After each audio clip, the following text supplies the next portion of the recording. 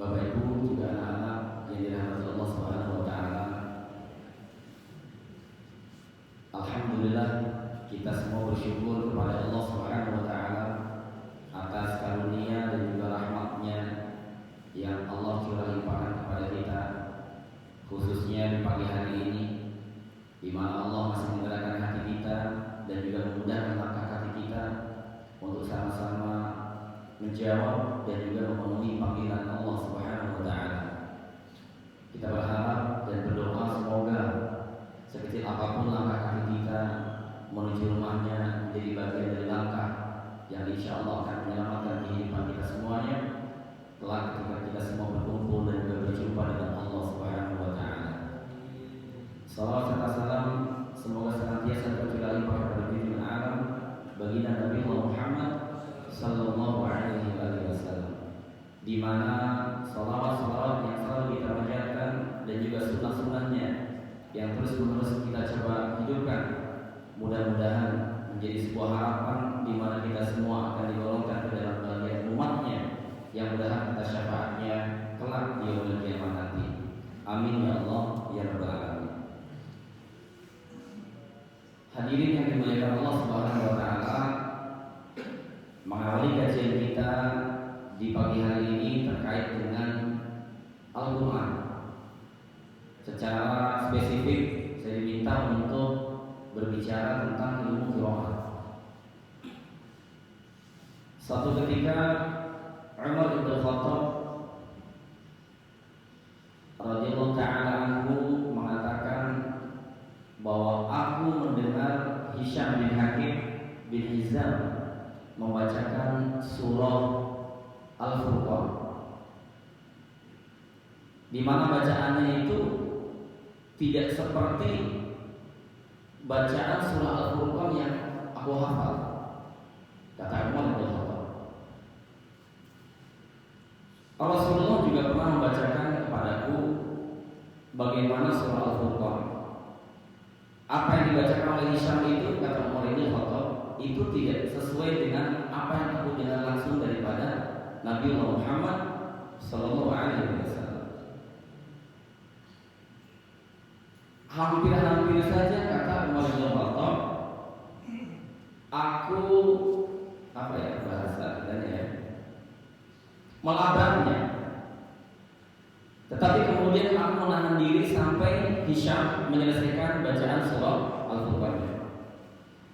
Setelah Hisham selesai membacakan surah Al-Furqan, segera aku tarik kerah bajunya itu dan aku bawa dia di hadapan Rasulullah SAW untuk aku adukan perihal kelakuannya. Kira-kira begitu, ya, terjemahan dari hadis yang lumayan panjang ini. Lalu aku ceritakan semua kepada Nabi SAW. Apa kata Nabi? Lepaskan dia dan biarkan dia membacakan surah Al-Furqan. Setelah Hisham bin Hakim bin Hizam itu selesai membacakan surah Al-Furqan, maka Rasul SAW kemudian berkomentar, hakadzal unzilat. Memang begitu surah Al-Furqan itu diturunkan, kata Nabi kepada Umar bin Khattab setelah mendengar bacaan surah Al-Furqan dari Hisham bin Hakim tadi. Kemudian Rasulullah SAW mengatakan kepadaku, Iqra. Wahai Umar, sekarang giliran kamu membacakan surah yang sama. Faqara'tu, lalu aku membacakan surah Al-Furqan di hadapan Rasulullah SAW. Maka apa kata Nabi? Hakadzal unzilat. Begitu juga memang surah Al-Furqan itu diturunkan. Lalu di penghujung hadis ini Rasul mengatakan, Innal Qur'ana unzila ala sab'ati ahruf. Sesungguhnya Al-Quran itu diturunkan dengan 7 huruf. Faqra'u ma tayassara min. Maka bacalah kalian menurut kalian yang paling mudah daripada 7 huruf tadi. Dari sinilah kemudian persoalan ilmu qiraat ini seringkali muncul di hadapan kita. Walaupun dalam perkembangannya banyak sekali orang yang salah memahami terkait dengan qiraat itu. hanya karena ilmu tentang langgam itu ada 7 macam. Bahkan tidak sedikit masyarakat kita yang kemudian menyebutnya itu adalah ilmu qiraat. Ada bayati, ada soba, ada hijaz, ada nihawan, ada apa lagi? Jiharka, ada ros, ada sika. Walaupun bapak-bapak sudah nambahin namanya 8. Setelah sika itu adalah nama saka.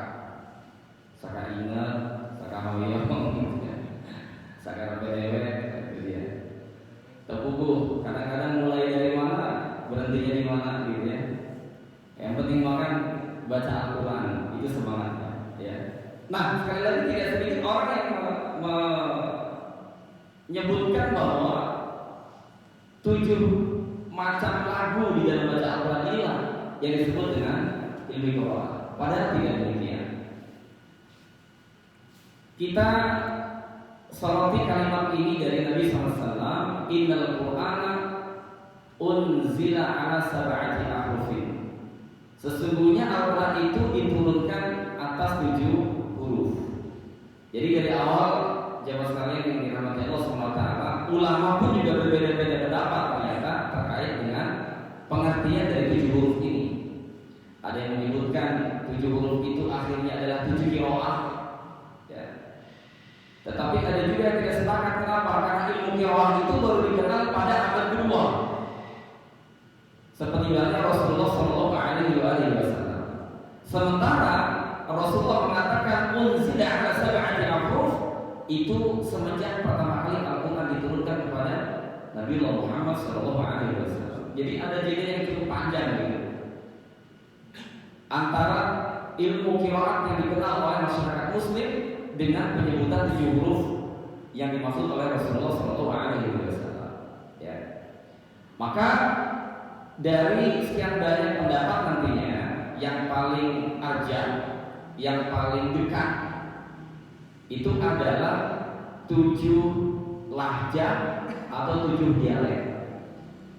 Misalnya nanti Rasulullah SAW itu pernah membiarkan ada seorang sahabat yang membacakan, saya coba baca di sini. Ya, ada yang membaca fatawalla anhum hatta hin. Ya, ini dari suku Huzail. Itu bunyinya menjadi atain di barisan terakhir ini, Pak. Fatawalla anhum hatta hin, pakai huruf H ya.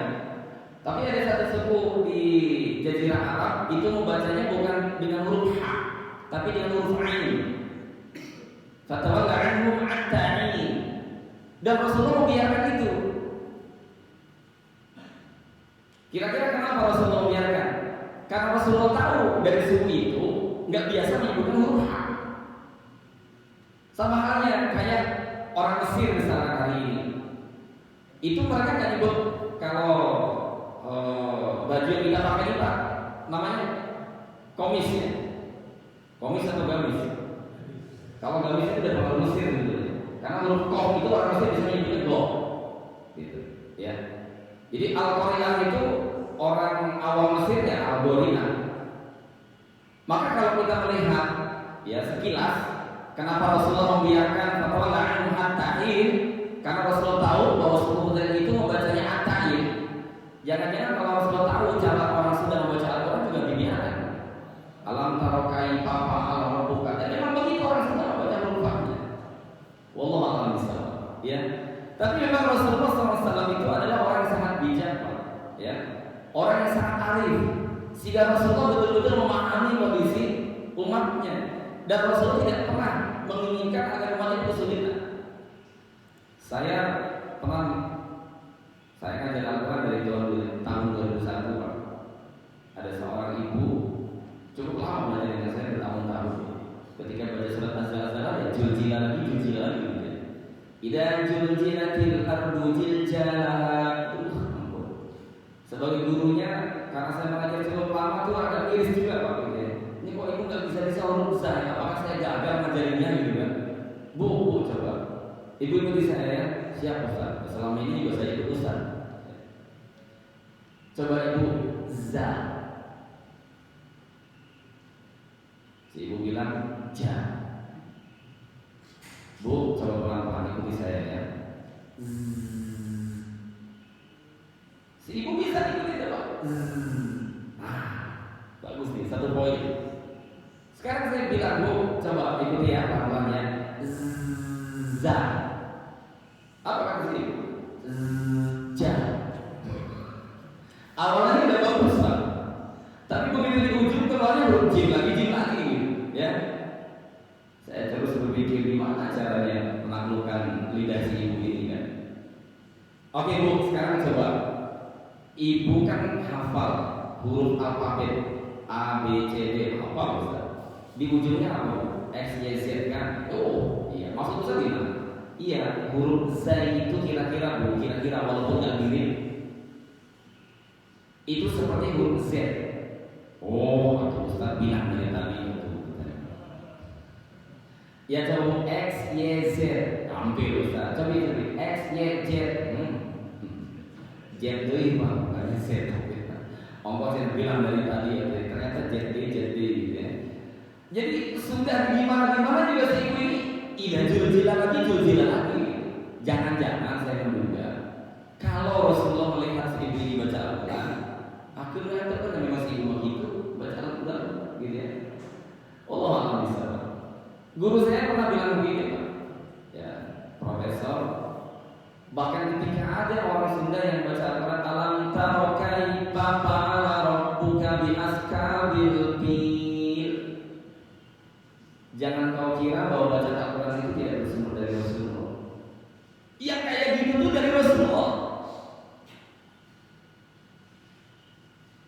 Kumar maksudnya dari Rasulullah ngan diterima kursi ibu paling 5% gitu. Paham maksud saya? Kira-kira sing ngulang dia gitu. Kalaulah ada orang yang baca Al-Quran alam taro kaifa fa'ala rabbuka bi ashabil fil, jangan kamu kira bahwa bacaan itu tidak didapatkan dari Rasul. Tetap dari Rasulullah. Hanya yang mirip dengan Rasulullah ya paling cuma 5%. Gitu. Kan kayak teori air teh apa? Ya, air kalau ditengok dituangkan ke gelas, apakah 100% air di teko itu masuk ke dalam gelas? Enggak. Walaupun volumenya sama dari satu teko ke teko yang lain, apakah 100% dari teko yang pertama ini bisa pindah ke teko yang kedua Pak?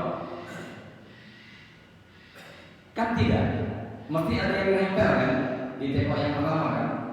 Nah kira-kira si ibu itu sudah bukan teko lagi, sudah gelas, dan gelasnya itu gelas yang buat air zam-zam dengan Pak. Itu pun juga tidak kayak cakaran unggul gitu, ya. Jadi cuma 5%. Itu juga mungkin sudah terlalu tinggi 5% itu, ya. Wallahu a'lam. Kita kembali lagi ke sini, ya. Jadi itu sekilas tentang latar belakang munculnya ilmu qiraah. Nah, pengertian dari ilmu qiraah sendiri itu apa? Yang pertama saya nukil dari pendapatnya Imam Az-Zarqani bahwa ilmu qiraah itu adalah satu cara di dalam membaca Al-Quran dari seorang imam yang ahli dalam bidangnya tentu saja, yang berbeda dengan cara imam yang lainnya ketika membaca Al-Quran, sekalipun riwayat dan dalil periwayatannya sama. Jadi nanti kita akan mengenal ya setelah ini terkait dengan qiraah. Nanti di bawahnya itu ada riwayat. Gitu. Secara periwayatan dan jalurnya bisa jadi sama, tapi bacanya bisa jadi beda. Perbedaannya itu bisa dalam segi pengucapan huruf maupun juga dalam bentuk lafaznya. Yang kedua, Syekh As-Sabuni menyebutkan bahwa ilmu qiraah itu adalah cara membaca Al-Quran dari seorang imam ahli qiraah yang berbeda dengan cara imam lainnya berdasarkan sama betulnya secara prinsip definisinya disampaikan antara Imam Sabuni dengan Imam Zarqani ini, tetapi Imam As-Sabuni itu menggarisbawahi berdasarkan sanad yang sampai kepada Rasulullah SAW. Jadi mata rantai diperjualkan, ya. Baik, ini pengertian tentang ilmu qiraah. Dari sekian banyak saya ambil dua saja. Maka nanti dari segi ragamnya ilmu qiraah kita tinjau dari dua aspek. Yang pertama dari aspek kuantitas, yang kedua dari aspek kualitas. Dari aspek kuantitas ada 3 jenis ilmu qiraah. Yang pertama disebut dengan qiraah sab'ah atau 7 macam bacaan, the 7 read. Kemudian ada qiraah asyrah 10 dan arba'at asyar atau 14. Nanti kita sebutkan imam-imamnya. Yang 7 itu siapa saja, yang 10 siapa saja, dan 14 itu siapa saja. Dari segi kualitas saya ambil 3 saja.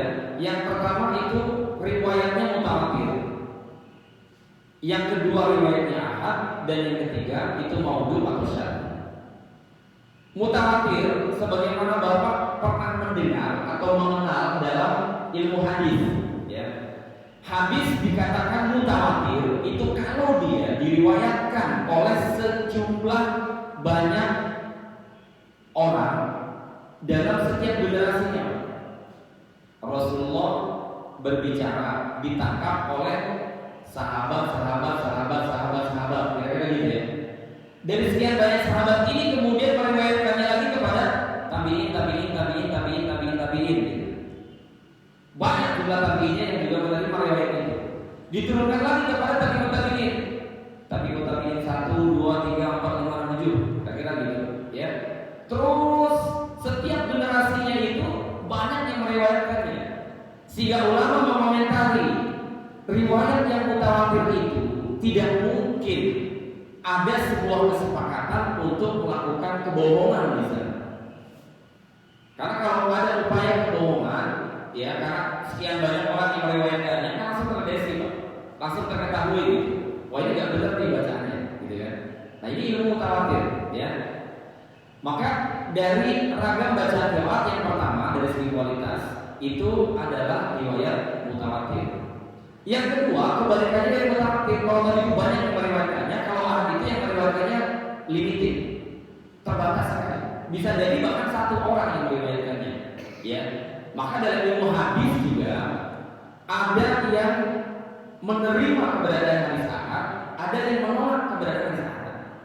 Sebagai contoh, tidak sedikit orang Bandung, Pak, itu tidak menerima hadis tentang sholat syuruk.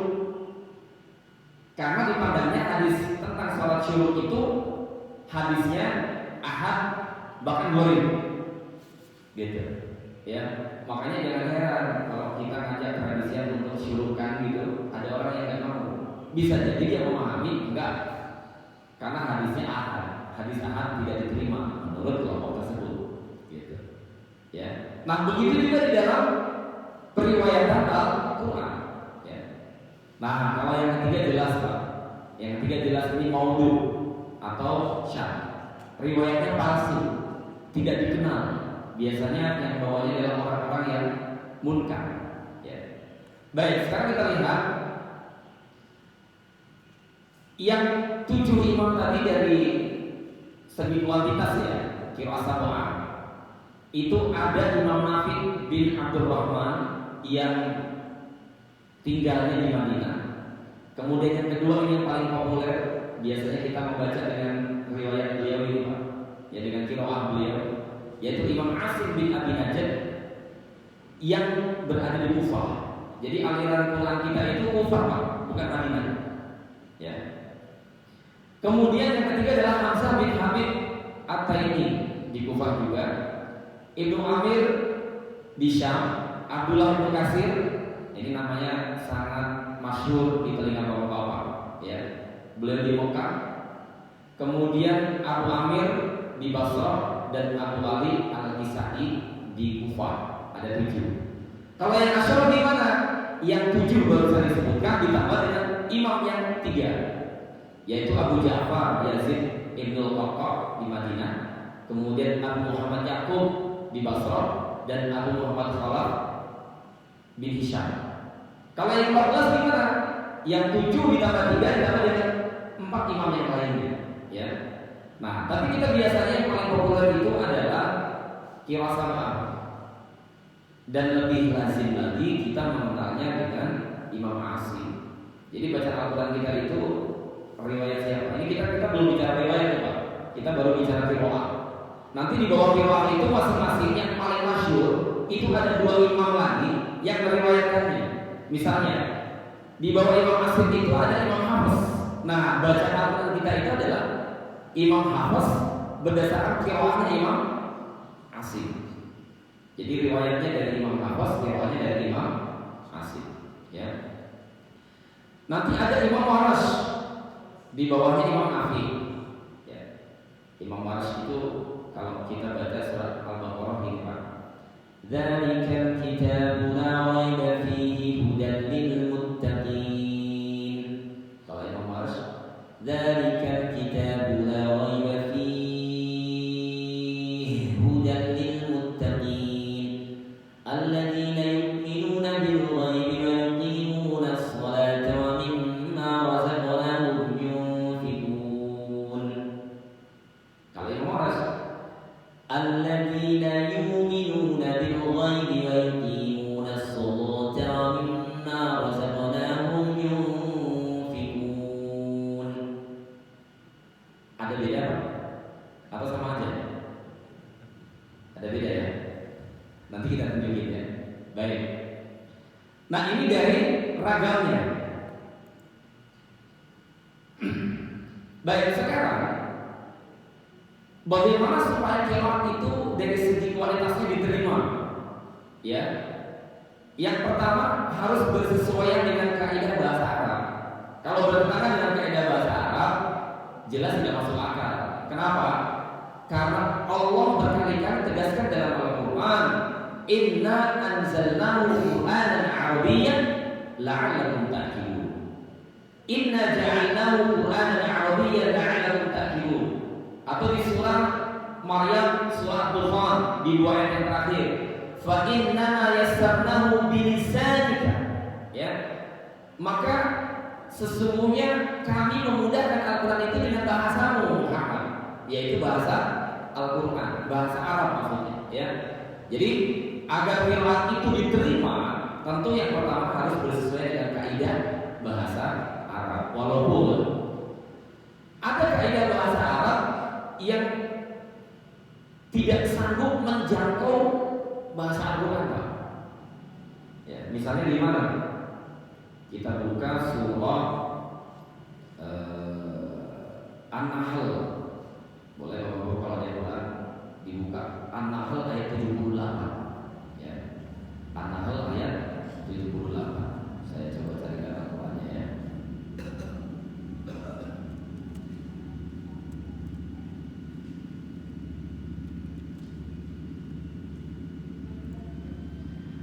A'udzu billahi minasyaitonir rajim. Bismillahirrahmanirrahim. Wallahu akhrajakum min butuni ummahatikum la ta'lamuna syai'an wa ja'ala lakum as-sam'a wal absara wal afida la'allakum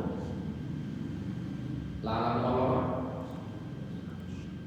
Ya, biasanya kita kalau hafal la'allakum tatakun ya. Tapi di ayat ini la'allakum tashkurun. Surah An-Nahl.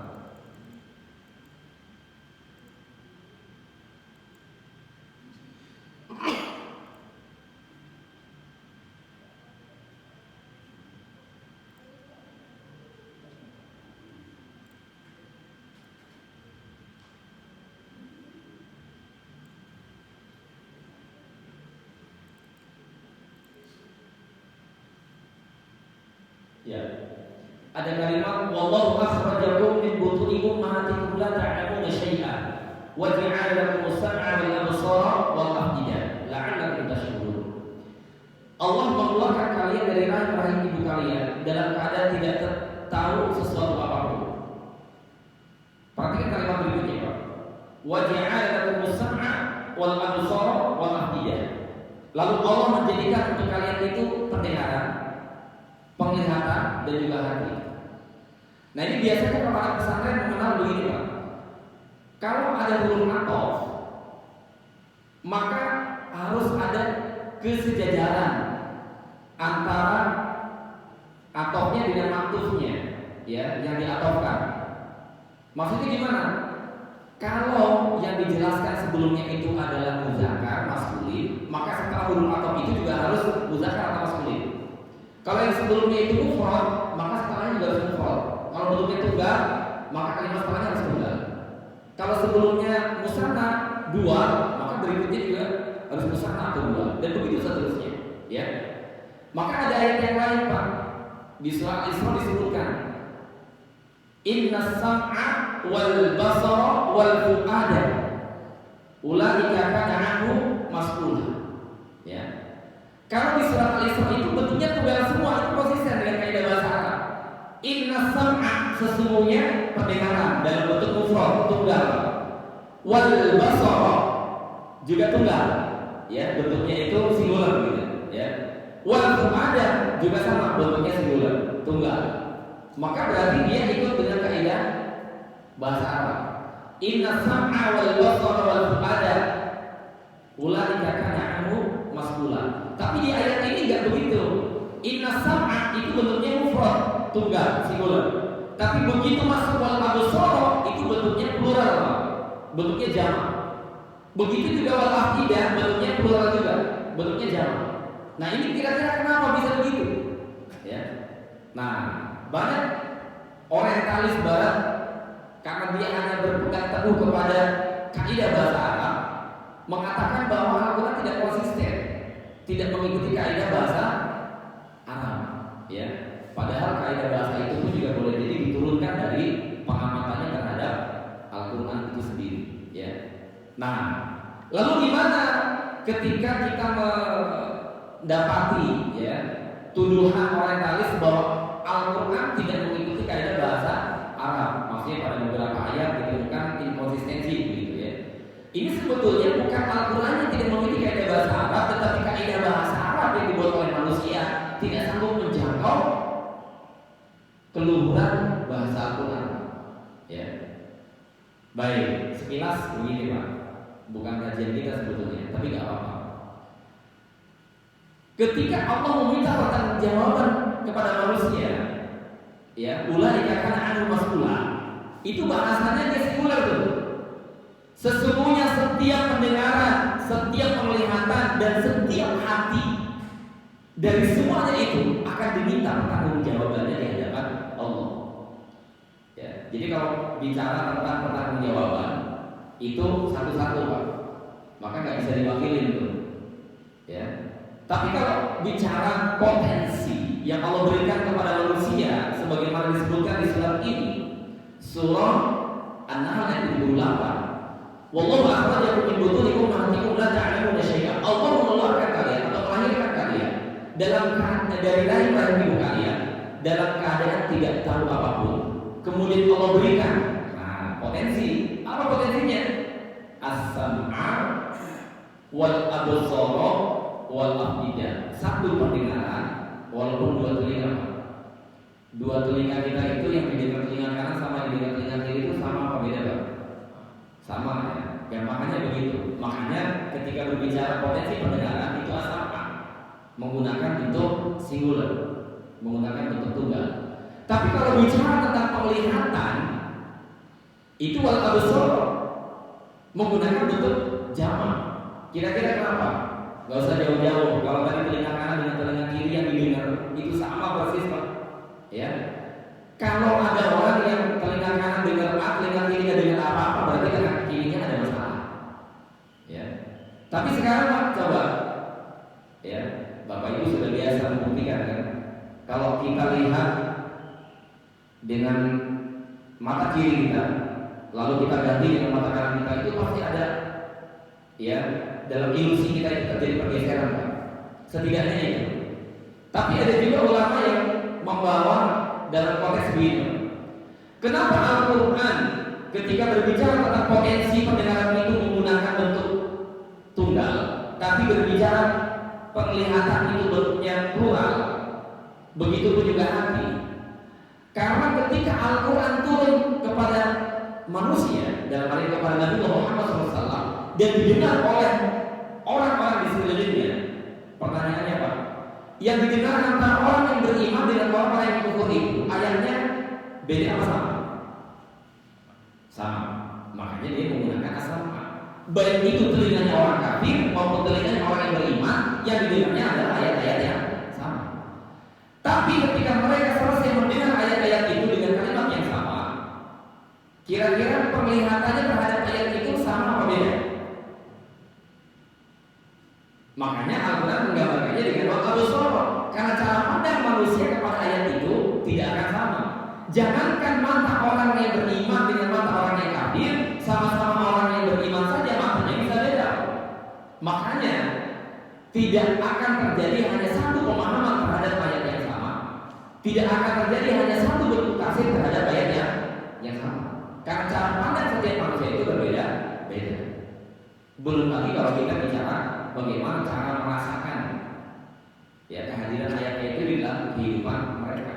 Ada orang yang kemudian mengira atau merasakan kehadiran Al-Quran itu hanya merepotkan saja. Ya, ini biasanya kalau menjelang tahun-tahun politik itu tidak sedikit ahli agama yang berkomentar. Maksudnya ahli agama baru, bukan agamanya yang baru, tapi menjadi ahli agamanya itu baru gitu. Ya, itu di sosial media. Udahlah, kita nggak usah ngomongin Al-Quran, ngomongin politik mah politik aja. Kalau udah ngomongin Al-Quran itu pasti kita ujung-ujungnya ribut.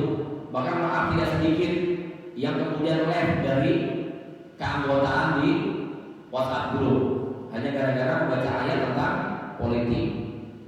Betul begitu Pak? Ini fakta yang sudah di mana-mana ya. Begitu. Nah, oleh sebab itu, tapi tak jauh nanti, kan balik lagi sini ya. Ragam qiraat. Yang kedua, sesuai dengan kaidah penulisan mushaf Usmani. Ini nanti sayangnya saya belum sempat untuk buatkan slide-nya Pak ya. Baik. Saya ada bawakan satu contoh mushaf Al-Quran yang ditulis berdasarkan qiraatnya Imam Nafi. Ya. Tulisannya sama persis Pak, dari segi huruf-huruf Arabnya itu, tapi dari segi tanda bacanya beda. Ya. Artinya Al-Quran yang ditulis pada masa kekhalifahan Utsman, ya, yang kita kenal dengan kodifikasi Al-Quran itu, ya, itulah yang menjadi standar dari semua jenis qiraat yang tadi disebutkan, baik yang 7, 10 maupun yang 14. Jadi kitab induknya itu adalah berdasarkan mushaf Utsmani. Jadi Al-Quran atau mushaf berdasarkan kodifikasi pada masa kekhalifahannya Utsman bin Affan itu disebut dengan mushaf Utsmani. Ya.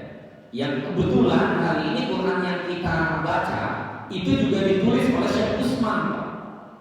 Sehingga ada orang yang salah mengira mushaf Utsmani itu adalah mushaf yang ditulis oleh Syekh Utsman katanya. Bukan itu, tapi berdasarkan kodifikasi pada masa kekhalifahan Utsman bin Affan. Ya. Nah, ini karya tulisan tangannya Syekh Utsman Toha. Ya. Baik. Nah, nanti kita tunjukkan juga beberapa perbedaan penulisannya. Yang ketiga, sebagaimana tadi dinukil oleh Imam As-Sabuni ya, bahwa periwayatan itu harus sahih sanadnya, bersambung kepada Rasulullah Shallallahu Alaihi Wasallam. Nah, sekarang kita lihat perbedaan, bentuk-bentuk perbedaannya dari ilmu qiraat itu. Yang pertama adalah perbedaan dari segi i'rab. I'rab itu adalah harokat akhir, Pak. Jadi misalnya ada Allahu, ada Allahi, ada Allaha, ya. Atau perubahan harokat. Ada bil bukhli, ada bil bakhli, ya. Ada perbedaan i'rab tapi sekaligus juga berimplikasi kepada perbedaan makna. Ya. Dan yang ketiga ada perbedaan huruf dan juga berimplikasi pada perubahan makna. Ini contoh nomor 1 dan nomor 2-nya salah ya. Baik, kita coba lihat apa yang ketiga ini. Ada kalimat wanzur ila al-'idami kaifa nunshizuha summa nasuha lahma. Ada kalimat yang mengatakan kaifa nunshizuha pakai huruf zai ini Pak. Ini huruf zai ya. Tapi ada juga qiraat yang membacanya itu bukan nunshizuha tapi nunshiruha pakai huruf ra. ya. Kalau nunshizuha itu artinya menyusun atau merangkainya. Sementara nunshiruha itu menghidupkannya. Ya. Ini di surat Al-Baqarah ketika Allah SWT menceritakan tentang seseorang yang tidur. Ada yang tahu ini kisah tentang Nabi siapa ya?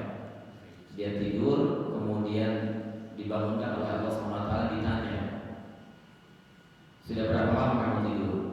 Paling juga sejam 2 jam atau paling lama sehari 2 hari, gitu. Ya. Lalu Allah menampakkan, lihat, makananmu, minumanmu masih utuh, tapi lihat, ya, binatang bawaanmu itu sudah tulang-tulang. Nabi siapa ini? Uzair. Ya, baik. Nah, di situ ada kalimat wanzur ila al-'idhami kaifa nunshizuha. Itu ada yang membacanya dengan kalimat kaifa nunshiruha. Ya. Nah, bedanya bukan hanya pada perubahan huruf tapi juga pada perubahan makna. Walaupun hakikatnya sama ya, antara menyusun kembali tulang-tulang dengan menghidupkannya. Tapi bisa jadi kalau sekedar menyusun nanti terbentuk, tapi kemudian tidak ditukar roh, kan bisa juga begitu, ya. Kalau kayak manusia ruang sudah pasti tulang-tulangnya dibentuk kembali, lalu kemudian Allah hidupkan, ya. Wallahu a'lam bishawab. Baik. Berikutnya kita lihat sebab perbedaan dari ilmu qiraah. Yang pertama adanya riwayat yang menjelaskan tentang perbedaan itu. Kemudian yang kedua, pembiaran Nabi terhadap perbedaan bacaan qori. Tadi sudah disebutkan ya. Dan yang ketiga adanya perbedaan lahjah atau dialek Arab. Ini ada juga Pak di antara salah satu ragam dalam ilmu qiraat itu adalah penggabungan beberapa harokat menjadi satu harokat, ya, 2 harokat menjadi satu harokat. Misalnya ini Pak, ada kalimat wa idza qila. Ya. Qila itu aslinya menggabungkan harokat dhamma dengan harokat kasrah ini Pak. Ini surat Al-Baqarah ayat yang ke-11 ya. Wa idza qila lahum la tufsidu fil ardi qalu innama nahnu muslihun innahum humul mufsiduna walakin la yash'urun. Aslinya ini menggabungkan dhamma dengan kasrah. Ya, qila itu dari kalimat kuwila, ya, dari kalimat kuwila, ya, qawala yaqulu aslinya Pak, qawala yaqulu, tapi kemudian jadi qala yaqulu, bentuk majhulnya kata kerja pasifnya itu adalah jadi kuwila. Tapi untuk orang Arab pada umumnya menyebutkan kata kuwila itu bukan pekerjaan yang ringan, sehingga dimudahkan pembacanya menjadi kila. Jadi salah satu karakter ya. Nah, di dalam riwayat Imam Hafiz qiraah Imam Asim itu tidak banyak dikenal, tetapi pada kalimat-kalimat tertentu itu terpengaruh oleh qiraah tersebut. Jadi ada karakteristik secara umum dari qiraah tertentu, tetapi ada juga yang dia dikenal sebagian pada qiraah yang lain. Ya, nanti kita bahas kan, dan waktunya cukup ya. Yang ketiga adanya perbedaan lahjah atau dialek Arab. Tadi sudah kita bahas. Nah, implikasinya bagaimana dari perbedaan qiraat itu? Yang pertama adanya perbedaan cara pembacaan atau tajwid. Kemudian yang kedua adanya perbedaan makna. Tadi sudah dibahas. Dan yang ketiga perbedaan cara memutuskan hukum atau menetapkan hukum, istinbat hukumnya. Ya, oke, baik. Sekarang kalau perbedaan cara membaca, ini saya kutip surah Al-Baqarah ya, ayat 1 sampai ke 7. Satu ain Pak, satu ain. Ini saya ambil dari riwayatnya Imam Hafiz, qiraatnya Imam Asim. Ya. Thoriqah. Nah, nanti di bawah riwayat itu ada thoriqah. Jadi yang paling atas itu qiraat, nanti di bawahnya ada 2 riwayat. Nanti setiap riwayat itu nanti ada 2 lagi. Nah, dalam riwayat Imam Hafiz itu nanti kita mengenal ada 2 thoriqah yang paling masyhur. Di antaranya adalah thariqahnya Imam Syatibiyah dan juga thariqahnya Imam At-Thayyibah, ya. Yang kita gunakan lazim itu adalah thariqahnya Imam Syatibiyah. Nah, kalau Imam Syatibiyah itu ini bacanya, Pak. Dzalikal kitabu la raiba fihi hudan lil muttaqin alladzina yu'minuna bil ghaibi wa yuqimuna as-salata wa mimma razaqnahum yunfiqun walladzina yu'minuna bima unzila ilayka wa ma unzila min qablik wa bil akhirati hum yuqinun ulaika ala hudan min rabbihim wa ulaika humul muflihun innal ladzina kafaru sawa'un 'alaihim a anzartahum am lam tunzirhum la yu'minun khatama Allahu 'ala qulubihim wa 'ala sam'ihim wa 'ala absarihim ghishawatun wa lahum 'adzabun 'adzim. Tapi kalau dari qiraatnya Imam Nafi, ya, riwayatnya Imam Warsh. Tadi di ayat yang kedua sudah saya contohkan. Dzalikal kitabu la raiba fihi hudan lil muttaqin. Jadi di sini ada pertemuan dua huruf apa? Kalau ada pertemuan dua huruf yang sama, itu biasanya kaidahnya itu ditasdid. Ya. Misalnya kita kalau ada pertemuan huruf mim dengan mim, ya kalau yang kita biasa kenal ya, itu udah otomatis mimnya itu ditasdid, Pak. Tapi dalam riwayat yang lain itu bukan hanya huruf gunnah atau huruf idgham, tapi ada juga yang menyebutkan setiap pertemuan dua huruf yang sama, maka dia berkonsekuensi kepada tasdid bacaannya, ya. Jadi diidghamkan. Istilahnya ada yang kabih, ada yang shaghir istilahnya, ya. Misalkan ada alam tara kaifa fa'ala rabbuka bi ashabil fil. Di situ ada pertemuan huruf yang sama, Pak. Huruf apa di situ? Huruf fa, ya. Alam tara kaifa fa'ala. Ada dua pertemuan huruf fa. Maka huruf fa-nya itu ditasdid. Jadi fa yang pertama itu dimasukkan ke huruf fa yang kedua. Tapi karena sebelumnya itu ada huruf lin, maka dia berkonsekuensi kepada man. Jadi alam tara kaif fa'ala rabbuka bi ashabil fil. Kalau ada dua huruf yang sama yang lain, misalkan ada dua huruf dua kata yang sama gitu ya, maka itu juga ditasdidkan begitu. Nah, maka di sini ada pertemuan huruf yang sama, yaitu hi dengan hu. Dzalikal kitabu la raiba fihi hudan lil muttaqin. Maka hi yang pertama itu ditasdid ke hi yang kedua, ya. Jadi disebutkan dan ditasdid ke huruf yang kedua. Tapi karena sebelumnya ada bacaan panjang, maka di situ berkonsekuensi kepada bacaan.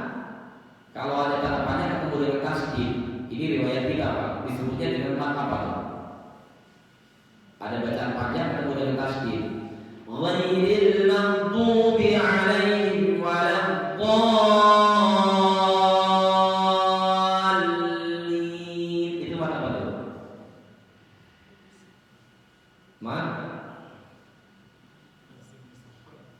Mat lazim. Mat lazim musaqqal, ya.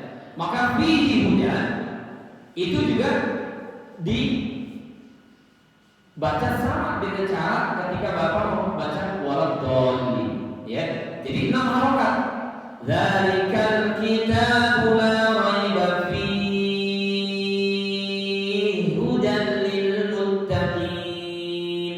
Kalau disambung, kalau di waqaf ya sama kalau di waqaf. Dzalikal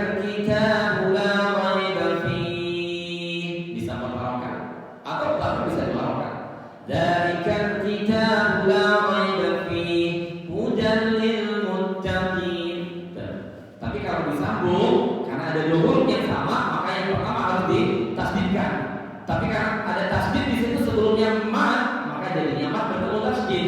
Mad bertemu tasdid itu sebutannya mad lazim musaqqal. Karena berada dalam rangkaian kalimat, maka disebut mad lazim musaqqal kalimi. Nah, ya. Baik. Nah, kalau kita biasa alladzina yu'minuna, nanti dalam qiraatnya Imam Nafi itu huruf hamzahnya dihilangkan, Pak. Ya, makanya kalau di kitab hidupnya itu huruf wawunya enggak pakai hamzah. Ya, di kitab hidup itu wawunya tidak pakai hamzah. Tapi dipakai hamzah itu karena kita mengacu kepada qiraatnya Imam Asim tadi, ya. Nah, jadi kalau hamzahnya dihilangkan, maka di situ jadi panjang. Alladzina yu'minuna bil ghaibi wa yuqimunas sholata. Nah, sekarang perhatikan pada kalimat wa yuqimunas sholata. Ya. Wa yuqimunas sholata di sini ada huruf istifham, ya. Ada huruf tafsir. Di mana ada kaidah di dalam matan Ibnu Jazari itu bahwa ada huruf musta'la, ya. Kulul musta'la mufakhama. Bahwa setiap huruf isti'la itu bukan hanya tebal, tapi dia menebalkan huruf yang lainnya. Sama ketika kita membaca ikhfa, ya. Ikhfa kita itu enggak sama, Pak. Antara minkum dengan min qablikum itu bunyinya enggak boleh sama, tidak boleh. Minkum min qablikum kaifa nunshizuha, itu enggak sama bunyinya, ya. Ketika huruf nun bertemu dengan huruf tarkib seperti halnya huruf kaf, ya. Minkum, maka huruf nunnya harus tetap tipis, harus tetap tarkib. Tapi ketika bertemu dengan huruf qaf, di mana huruf qaf itu ada huruf isti'la, huruf yang tebal, maka ifanya itu menebal. Tidak boleh tipis, jadi dia boleh minkum. Maka huruf nunnya sifat gunnahnya itu ditebalkan oleh huruf qaf. Maka huruf qaf itu punya sifat yang dominan, yaitu isti'la, yang mampu mentafsirkan huruf yang ada di sekelilingnya. Sehingga bunyi ini, Pak. Min qablikum. Perhatikan perbedaan keduanya. Minkum ini tipis. Min qablikum. Tapi kalau di depan beda lagi. Wa mimma razaqnahum yunfiqun. Tidak yung. Kita masalahnya semua huruf ikhfa, apapun hurufnya ambar. Nah, itu yang jadi masalah, ya kan? Jadi anta, anja, angka, nah itu semuanya jadi padahal ikhfa itu bukan ya. Ada yang tahu ikhfa itu artinya asatru. Asatru itu artinya menutup. Ya sama seperti sutro. Kita kalau sholat disunahkan untuk memasang sutro di depan sehingga orang tahu bahwa kita sedang sholat dan kita tidak boleh melewati di dalam batas itu. Nah, itu sutro. Ya, maka ikhfa itu artinya asatru menutup. Sayangnya kita lebih suka memahami ikhfa itu artinya adalah samar. Ya. Memang konsekuensi tertutup itu sehingga akhirnya hurufnya menjadi samar dari segi bunyi, ya. Tetapi definisi asasnya kita sering lupa bahwa ikhfa itu al-qafa itu artinya adalah satu, yaitu menutup. Yang dimaksud menutup di sini apa? Makhraj dari huruf nun itu menutup makhraj huruf yang akan dihadapi. Sementara huruf-huruf itu kan makhrajnya beda-beda. Ada yang di depan, ada yang di tengah, ada yang di belakang, hampir menyentuh ke tenggorokan, yaitu huruf qaf. Kalau di depan seperti huruf ba, seperti huruf ta, ya, atau seperti huruf fa tadi. Yunfi,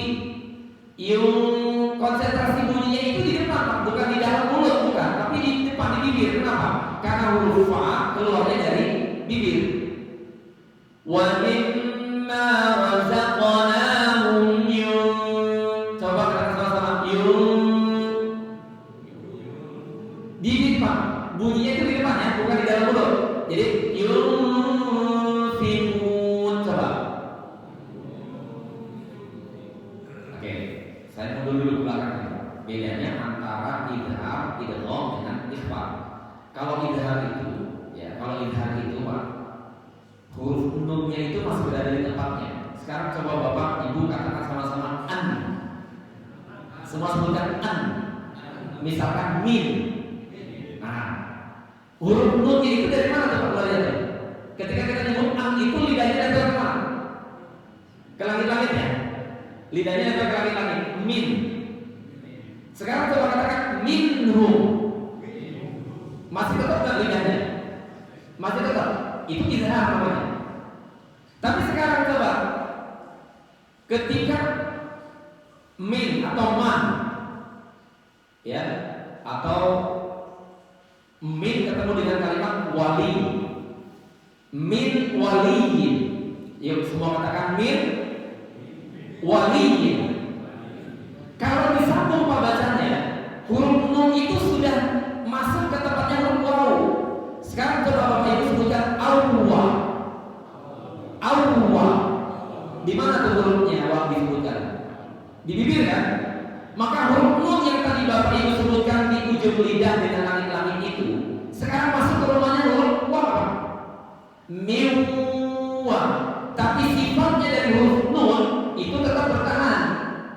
Ya, sifat dari huruf nun itu tetap bertahan, yaitu guna min waliyin. Tapi kalau ikhfa, ya, oke, saya ulangi. Kalau idhar itu huruf nunnya masih tetap di rumahnya Pak. Kalau idgham, huruf nunnya udah pindah ke huruf yang dihadapinya. Ya, kalau saya biasanya menjelaskan orang muda gini Pak.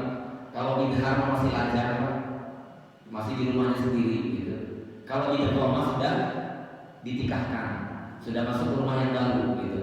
Kalau ikhfa, gimana kalau ikhfa? Nah kalau ikhfa ini Pak, ikhfa itu baru penjajakan, ya.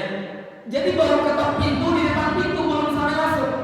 Maka contohnya tadi, yuk Bapak Ibu sebutkan affa, affi, affu. Di mana huruf fa disebutkan? Bibir dengan giginya, bibir bawah dengan gigi atas, fa. Maka ketika huruf nun tadi yang rumahnya ada di ujung lidah dengan langit-langit, huruf fa-nya di bibir dengan gigi atas. Begini Pak posisinya, ketok pintu, tapi nggak sampai masuk, baru di depannya. Maka bunyi jadi yung. Si bibirnya dengan huruf fa-nya itu nyaris mau ketemu yung, tapi tidak sampai yung gitu kan? Tidak yung si, tapi dia nyaris nempel yung si. Yuk sebutkan yung si. Nah, ternyata tajwid ini pun juga beda-beda Pak. Antara qiraat yang satu dan qiraat yang lain, nggak semuanya sama. Contoh, di dalam kalimat coba kita lihat ya di sini Pak. Ini kebetulan saya pakai yang Mushaf Madinah ya. Bapak Ibu perhatikan ini. Ada kalimat liqaumi yu'minun. La ayatin, ada tanwin bertemu dengan huruf lam di sini. Ada tasihnya enggak Pak? Ada tasihnya ya. Sekarang coba perhatikan liqaumin dengan yu'minun. Di sini ada tanwin menghadapi huruf. Iya, ada tasihnya enggak Pak? Enggak ada di sini. Tapi kalau di bulan kita kira-kira ada nggak? Kalau di bulan kita, biasanya Bapak kalau baca faman ya'mal mithqala dzarratin khairan yarah, itu biasanya ada huruf ya-nya, ada tasihnya nggak? Biasanya ada. Tapi di Mushaf Madinah itu tidak ada Pak. Kenapa? Karena sekali lagi Mushaf Madinah itu ya, itu masih menggunakan mushaf ibu yang mampu menampung perbedaan qiraat atau perbedaan riwayat. Mengingat ada juga Pak di sini yang idghamnya itu idgham kamil, idgham nakis. Apalagi itu idgham kamil, idgham nakis. Maka pembahasan riwayat itu sebetulnya nggak lepas juga dari pembahasan tajwid. Jadi sebelum belajar qiraat itu tajwidnya harus dikuasai dulu. Sehingga ketika ada istilah-istilah tajwid itu baru penting gitu. Iya kan? Nah, akhirnya membahas qiraat tapi tajwidnya oke, tidak hafal. ini nanti ada istilah apa? Idgham naqis, ada istilah idgham kamil. Kalau kita mengenalnya idgham biguna, idgham bila guna ya. Nah, apa bedanya? Idgham kamil itu adalah huruf yang dilebutkan kepada huruf setelahnya secara sempurna, sebagaimana makna dari kata kamil itu sendiri, Pak. Tapi ada juga idgham naqis, dia dimasukkan sebagian. Maka idgham biguna yang kita kenal itu namanya idgham naqis sebetulnya, Pak. Famani ya'mal, huruf nunnya dimasukkan ke huruf ya, makhrajnya, tapi sifatnya dari huruf nun itu tidak lebur. Maka di situ naqis sebagian, Pak. Ya. Tapi dalam qiraah yang lain itu di sini maksudnya kamil, sempurna. Artinya gimana? Tidak ada tasdid, maka bacanya gini, Pak. Inna fi dzalika la. Nah, ini juga matnya apa yang namanya? Mat badal ya. Nah, mat badalnya tapi ada yang membacanya sampai 5 harokat, ya.